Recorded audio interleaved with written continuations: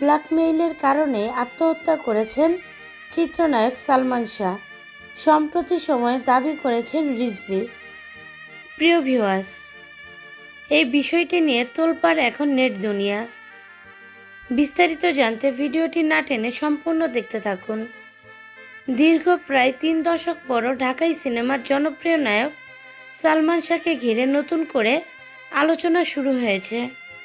সম্প্রতি একটি সাক্ষাৎকারে চলচ্চিত্র সংশ্লিষ্ট রিজভী দাবি করেছেন, সালমান শাহর ব্যক্তিগত জীবনের অস্থিরতার পিছনে শাবনূরের সঙ্গে সম্পর্ক ও জীবনযাপন সংক্রান্ত কিছু বিষয় ভূমিকা রেখেছিল। তার এই বক্তব্য প্রকাশ্যে আসার পরেই সামাজিক যোগাযোগ মাধ্যমে ব্যাপক আলোচনা সমালোচনা সৃষ্টি হয়েছে। রিজভী দাবি করেছেন, শাবনূরের জন্যই আত্মহত্যা করেছেন সালমান শাহ। তবে বিষয়টি নিয়ে ভক্তদের মধ্যে মতভেদ দেখা গেছে।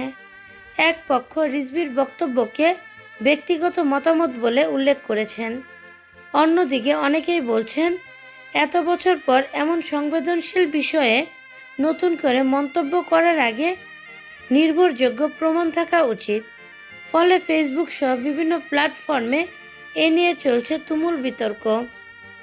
অন্যদিকে অতীতের তদন্ত সংস্থা পিবিআই তাদের তদন্ত প্রতিবেদনে জানিয়েছেন যে সালমান শাহর মৃত্যুর পেছনে পারিবারিক কলহ, মানসিক চাপ এবং ব্যক্তিগত সম্পর্ক সহ একাধিক বিষয় আলোচনায় এসেছেন। এদিকে শাবনূরও এক সাক্ষাৎকারে জানিয়েছেন, সালমান শাহকে তিনি ভাইয়ের মতোই দেখতেন এবং তাদের সম্পর্ক নিয়ে প্রচলিত অনেক গুঞ্জন সত্য নয়। তাদের সম্পর্ক ছিল শুধুই ভাই বোনের, তাদের মধ্যে কোনো প্রেমের সম্পর্ক ছিল না।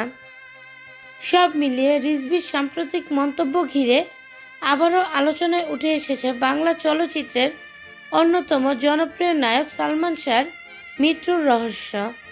প্রিয় ভিউয়ার্স, আপনাদের কি মনে হয়, চিত্রনায়িকা শাবনূরের জন্যই কি সালমান শাহ মারা গিয়েছে, নাকি এর পিছনে রয়েছে অন্য কোনো ঘটনা? অবশ্যই আপনাদের মূল্যবান মতামত জানিয়ে দিবেন কমেন্টসের মাধ্যমে।